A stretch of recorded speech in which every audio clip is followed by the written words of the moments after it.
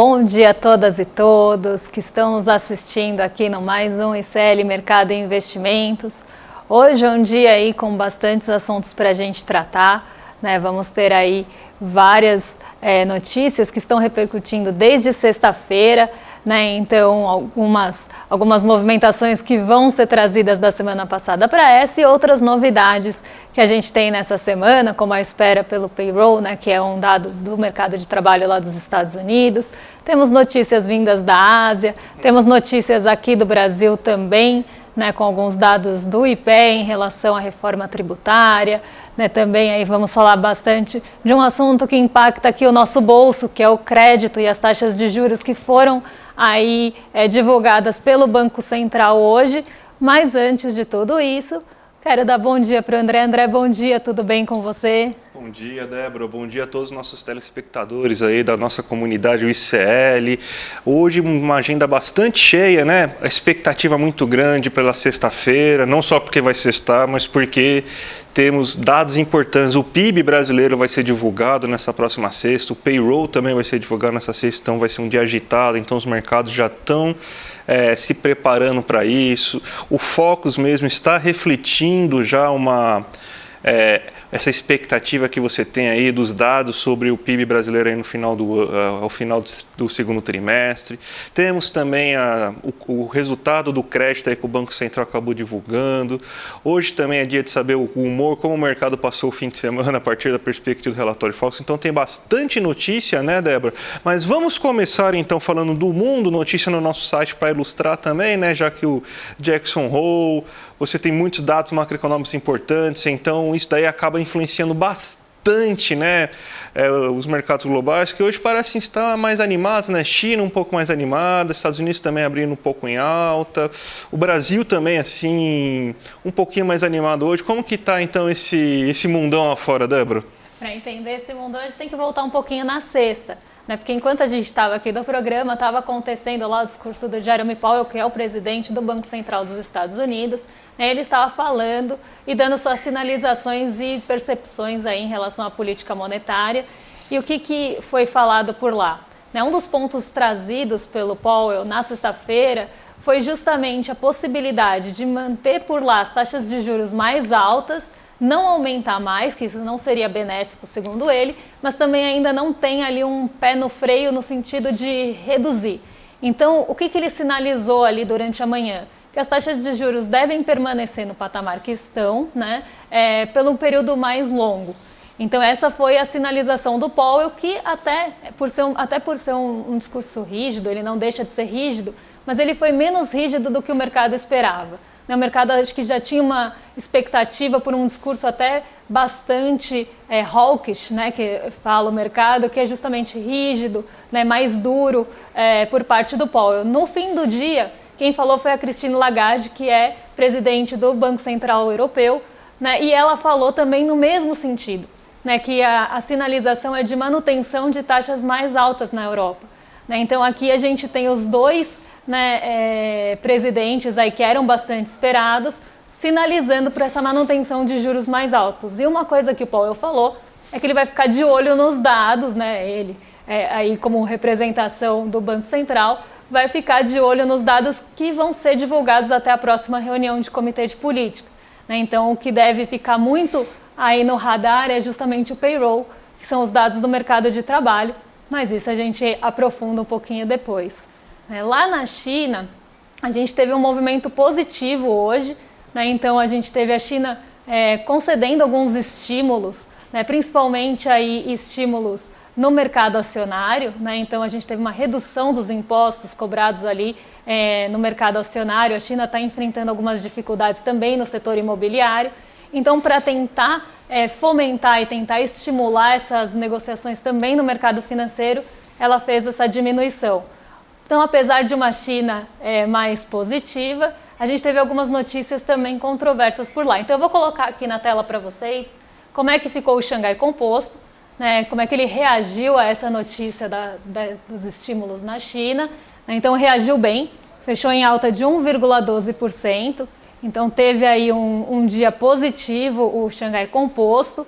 Né, então, uma expectativa de qualquer estímulo que venha na China acaba mexendo com o índice de commodities, que a gente, quando olha aqui do lado esquerdo da tela, é o terceiro gráfico que vocês estão vendo. Então já também impulsionou um pouquinho as commodities por lá, mas quem ficou ali com um pé atrás foi o Hang Seng, que é o índice de Hong Kong, porque a gente teve um problema, na verdade não é um problema, uma queda muito acentuada na Evergrande. A Evergrande ficou sem ser negociada por 17 meses, então ela ficou fora do mercado, ali das negociações de mercado, e voltou a ser negociada hoje. Então, depois de 17 meses fora do mercado, e ela conseguiu cumprir as condições que foram propostas para ela voltar a ser negociada, hoje ela abriu em queda de 90% praticamente, foi 89% de queda. E a gente sabe que a Evergrande está com problema no fluxo de caixa, ela registrou ali um prejuízo bilionário nesses primeiros 6 meses do ano. Ela está com dificuldade de pagar fornecedores, ela está com problemas de inadimplência, então uma grande, Evergrande, uma grande empresa do setor imobiliário chinês que está com muitas dificuldades e não é de hoje. Ela teve a sua pior cotação desde que ela abriu em bolsa, que já faz aí alguns anos, foi em 2009.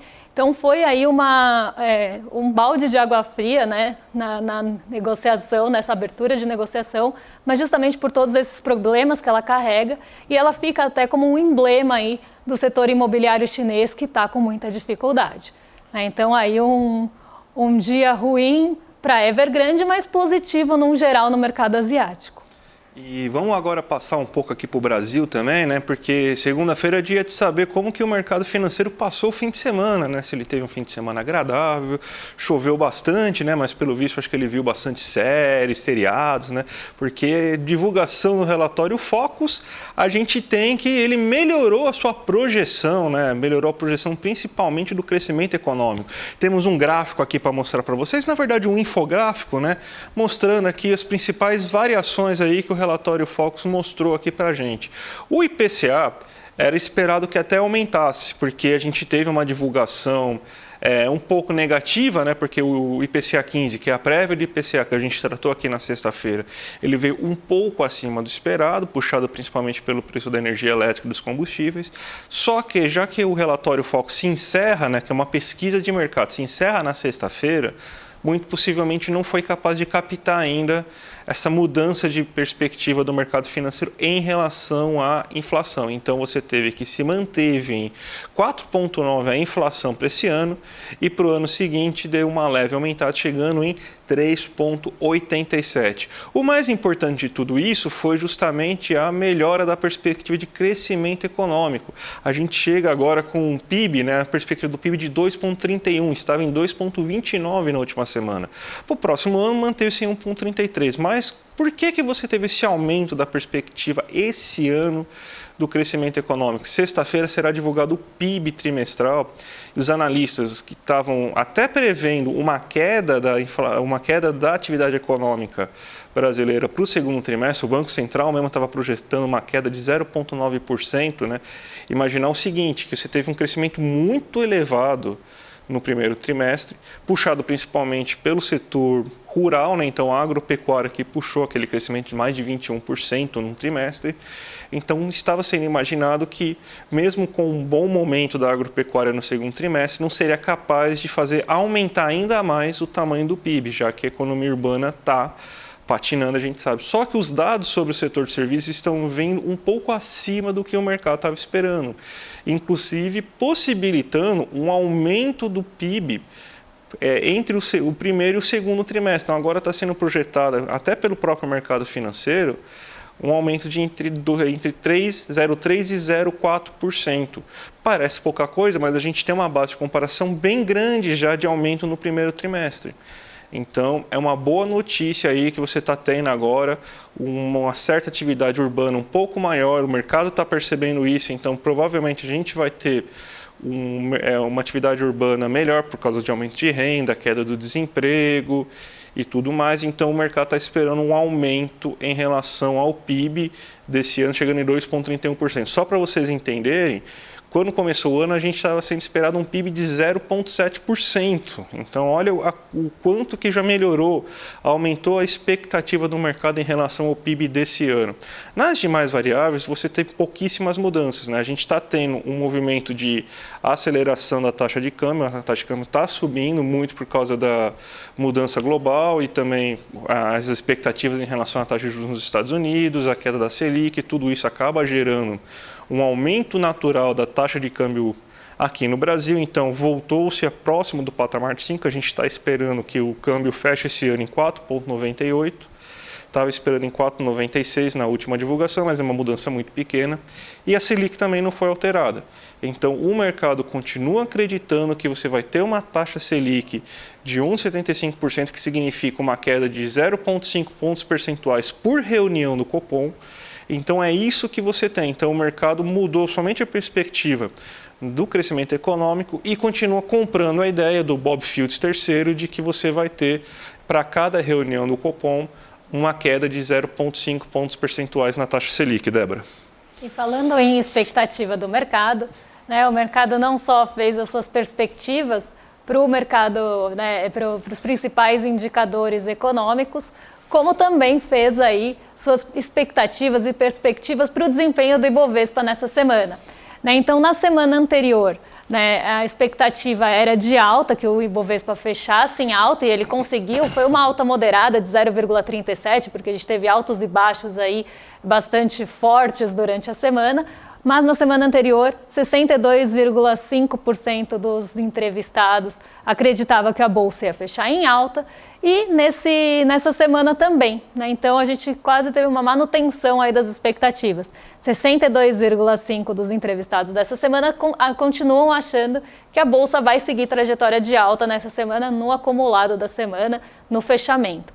Né? A variação neutra, que seria muito próxima à estabilidade, nem de alta nem de queda, ficou igual também. Então, na semana passada, 37,5% dos entrevistados acreditavam que a bolsa ia ficar neutra, então sem alta ou sem queda, e a expectativa atual se manteve em 37,5%. Na semana, né, retrasada, se a gente fosse pegar, só para vocês entenderem como melhorou essa perspectiva, a gente tinha uma expectativa de alta de 40%.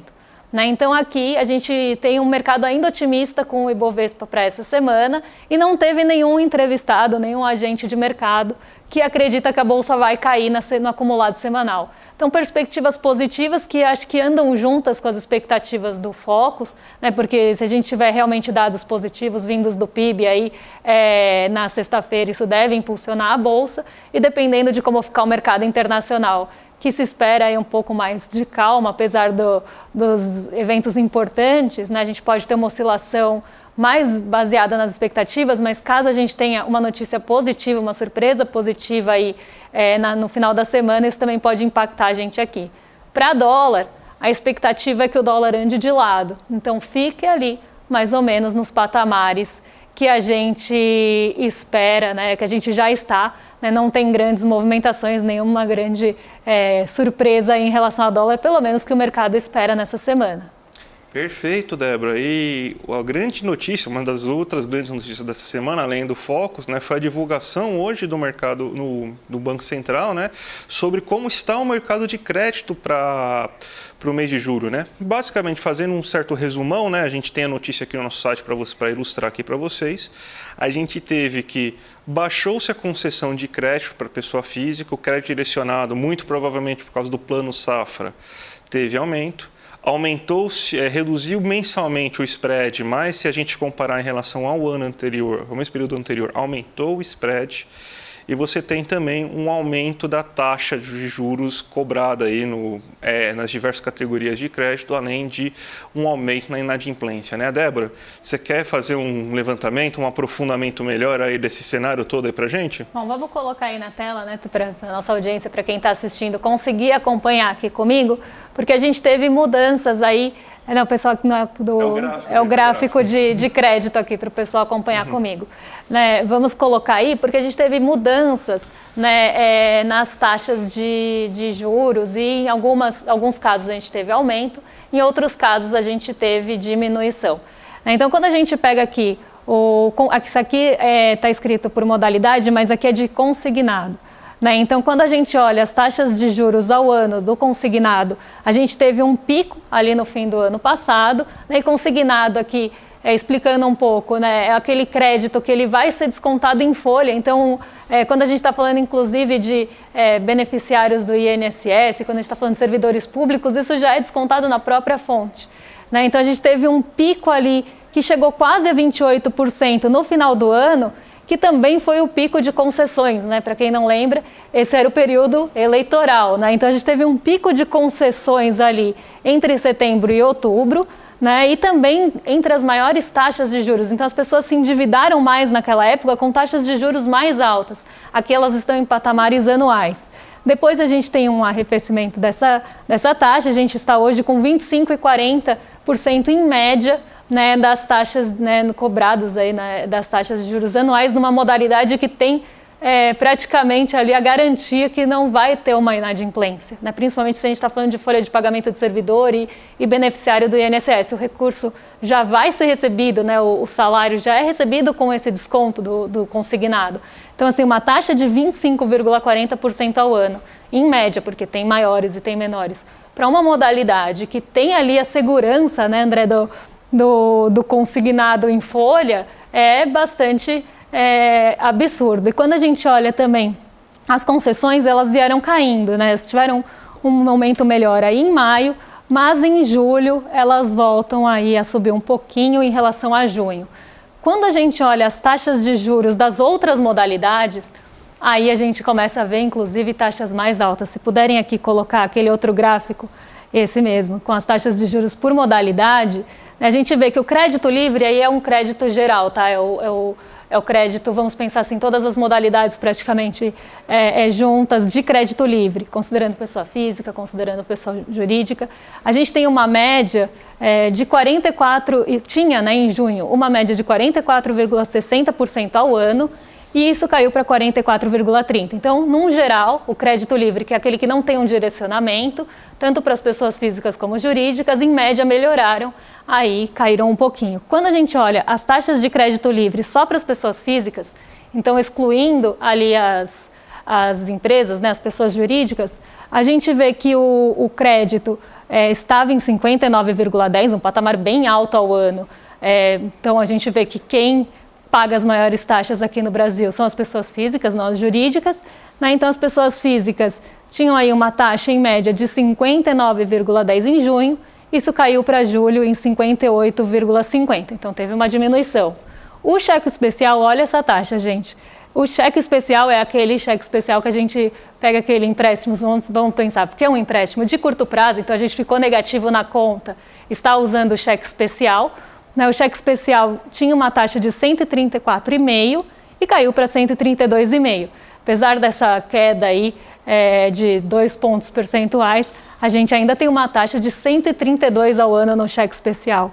Aquisições de veículos, que também tem ali o veículo como garantia, porque se você não pagar, né? Se você não pagar para o banco o seu carro, se você não pagar para o banco o seu imóvel, ele vai tomar de você, né? Então a gente tem a garantia do bem por trás desses financiamentos, né? Que as pessoas têm muito medo que quem vai tirar a casa delas e o carro delas é o comunismo, mas quem vai tirar mesmo é o banco. Então, a gente tem ali a taxa de 26,80% no mês de junho, e agora em junho 26,10%. Então, aqui uma queda também, mas uma queda bastante pequena. Agora, quando a gente vai para taxas de cartão, aí a coisa piorou, né, que são essas 3 últimas que vocês estão vendo aí. No rotativo, a gente tinha uma taxa em junho de 437% em média de juros cobrados no rotativo, e essa taxa cai para sobe para 445,70. Então, uma taxa aí que subiu quase 9 pontos percentuais em um mês para o outro de rotativo de cartão. Então, aqui a gente vê, né, quais são as maiores taxas cobradas e para onde vai, onde é sequestrado aí o dinheiro do trabalhador brasileiro e para onde vai, né? Não só naquelas taxas absurdas cobradas ali em cima, mas também nessas absurdas cobradas aqui embaixo. Parcelamento do cartão, quando você parcela a fatura, né, que não é o rotativo, é um parcelamento de fatura. 196 no mês passado, 198 nesse. Então, olha que taxa gritante aqui. E aí, quando a gente pega juros totais, né, que são aí uma média praticamente dos 2 primeiros, os juros totais saíram de 104 para 102. Então a gente teve aí uma redução dos juros totais, mas aqui quem puxou muito para cima os juros do cartão nesse mês foi o rotativo, né? Então aqui a gente vê para onde vai realmente o dinheiro, né, do trabalhador, né? Então quem é endividado no Brasil, que é uma parcela grande, né? Pelo menos aí 78% dos brasileiros se veem com dívidas, né? A gente vê que é para o banco que está indo, né, a renda do trabalhador, né? Porque se 78% das pessoas estão endividadas a esse tipo de taxa, a gente vê como é que está a situação. E aí a gente entende porque também a inadimplência está tão alta. Isso tem implicações macroeconômicas também, né, André? Exatamente, Débora.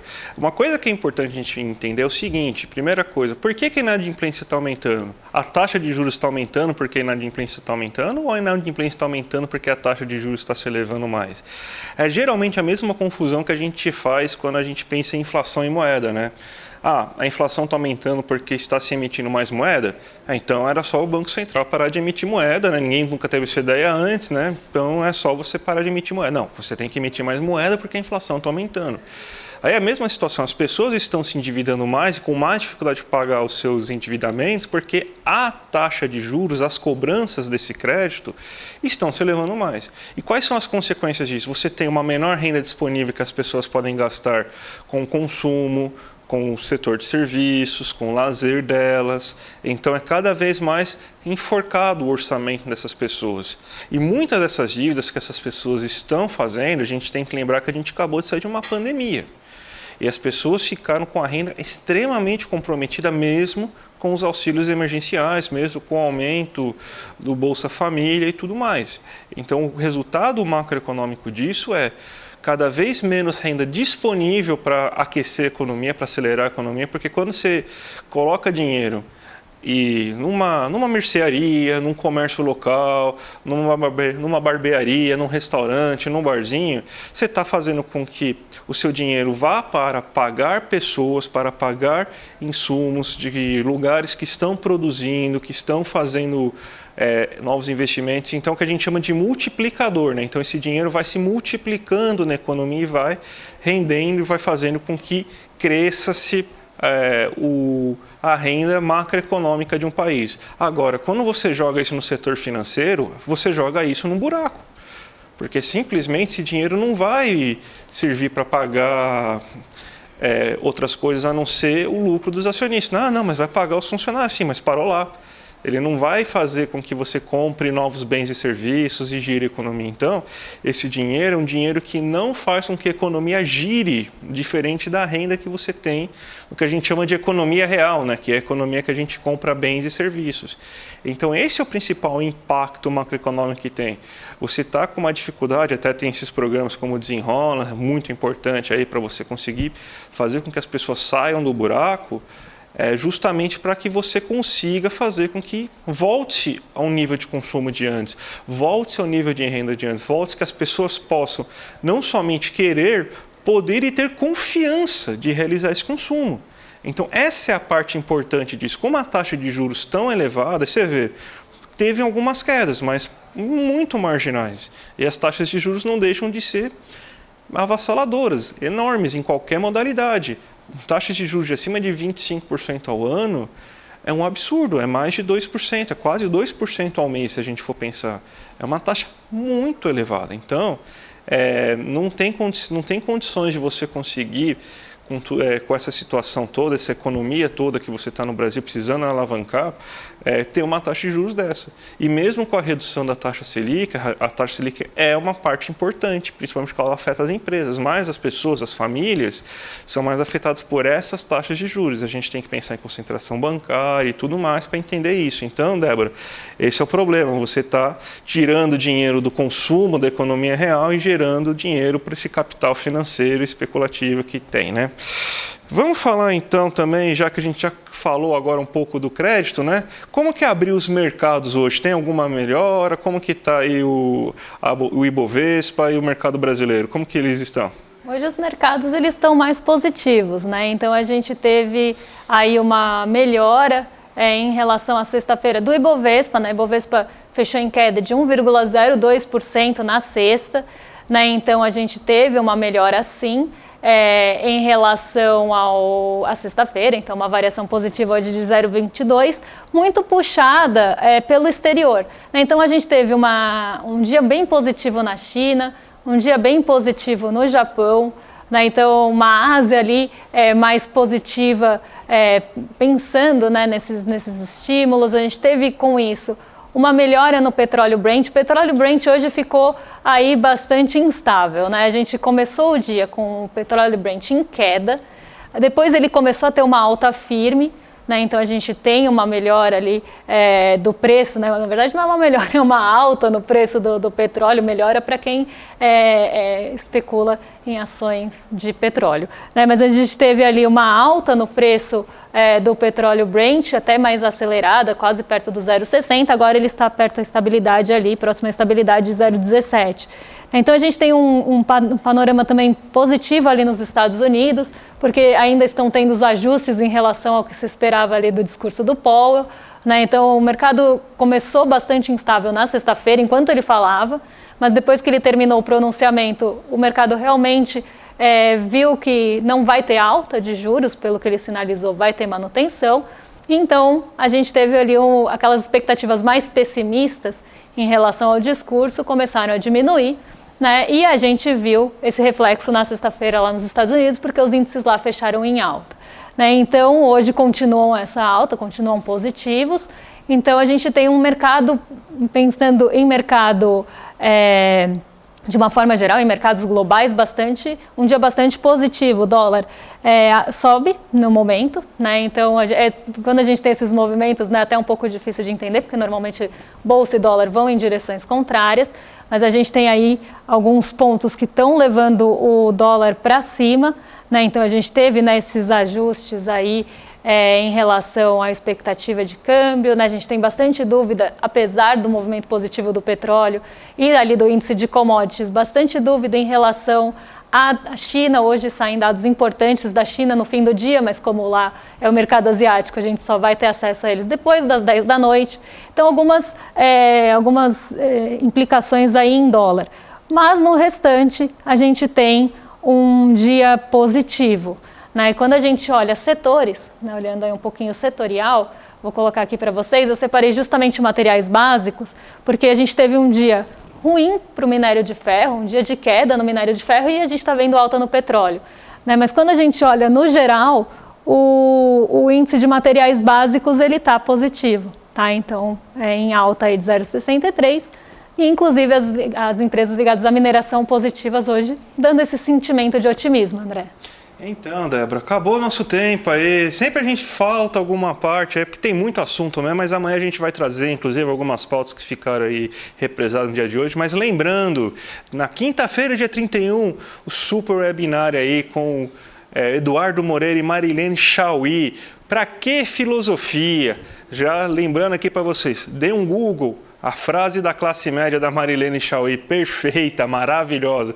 Veja essa frase, vocês vão gostar e vocês vão se inscrever automaticamente. Aqui o link aqui embaixo, icl.com.br/mercado. É só clicar aqui no link e automaticamente vocês já estão inscritos aí para a aula, gente. Então, eu queria dar um bom dia para todo mundo, agradecer a presença de todos e passar a palavra para a Débora também, para ela falar o bom dia dela. Vamos desejar um bom dia a todas e todos que ficaram aqui com a gente. Amanhã tem mais, né? Sempre com esse gostinho de quero mais, porque a gente não conseguiu aí tratar alguns assuntos, mas amanhã a gente trata eles com todos os outros que vão movimentar nosso dia. Então, agradecer a presença de todos vocês e até amanhã. Até amanhã, gente. Tchau, tchau.